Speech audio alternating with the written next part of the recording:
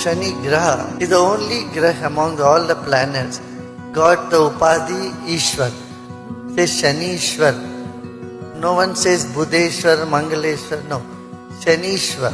Shani is quite powerful. Powerful in the sense he takes you to the infinity. So all these 7.5 years, Shani, Sadesati, these things, don't have to be afraid of it. He just tells you to go back to your source. So if you meditate and if you do the japas, Om Namah Shivaya, all these, Shani will do wonders for you.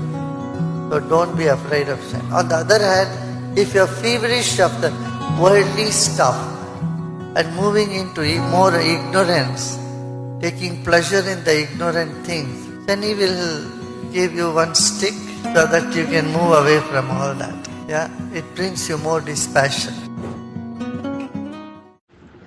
ജയ് ഗുരുദേവ്. ഗുരുദേവൻ ഇവിടെ ശനീശ്വരനെ പറ്റി സംസാരിക്കുന്നു. ഗ്രഹങ്ങളിൽ വെച്ച് ഏറ്റവും ശക്തിയുള്ള ഗ്രഹമാണ് ശനി. മാത്രമല്ല, ശനിയെ മാത്രമാണ് ഈശ്വരൻ എന്ന് വിളിക്കുന്നത്, ശനീശ്വരൻ. ഗുരുജി പറയണു, ഏഴര ശനി, കണ്ടകശനി എന്നൊന്നും പറഞ്ഞിട്ട് ആരും പേടിക്കണ്ട. എന്താ കാരണം വെച്ചാൽ നമ്മൾ നിത്യസാധന ചെയ്യുന്നവരാണ്, നമുക്ക് ഗുരു ഉണ്ട്. അപ്പൊ അങ്ങനെ നിത്യസാധനയും ധ്യാനവും ഒക്കെ ചെയ്യുന്നവർക്ക് ശനി ഭഗവാൻ നല്ലപോലെ നമ്മളെ അനുഗ്രഹിക്കും എന്നാ പറയണത്.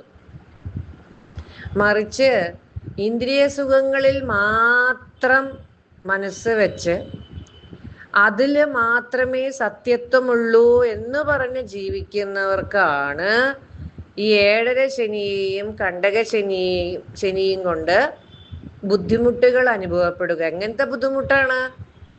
വേറൊന്നുമല്ല.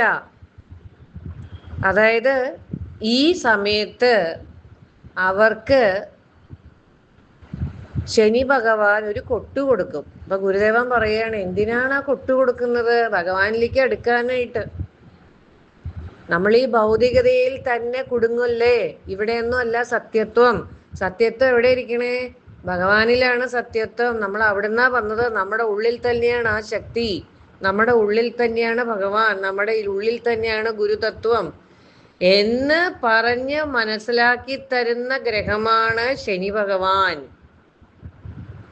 അപ്പോ സാധന ചെയ്യുന്നവര് ഏഴര ശനി, കണ്ടകശനി എന്നും പറഞ്ഞ് പേടിക്കേ വേണ്ട എന്നാണ് ഗുരുദേവൻ നമുക്ക് പറഞ്ഞു തരണേ കേട്ടോ.